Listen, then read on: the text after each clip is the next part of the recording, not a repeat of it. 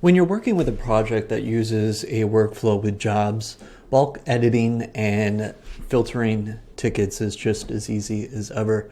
So in this example here, I'm in a demo project that's using a workflow that has your worker and stakeholder jobs. And let's just say, for example, I want to take these 4 issues and assign myself as the worker. So I will select the issues I'd like to bulk edit. And then there's a new drop down here that you haven't seen until you started using jobs, which is the jobs drop down.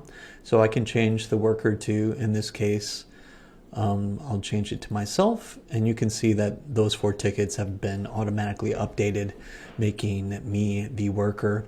And similarly, I can also filter issues by a workflow job. So I'll just go to this jobs drop down, and let's say, for example, I want to look for issues that are assigned to Mary Stevens as the stakeholder. And voila, it's the tickets where Mary Stevens is the stakeholder. And just like any other filter in DoneDone, you can, of course, save this, and I can say, Mary as stakeholder. And now I can come back to this filter whenever I want without having to create it again.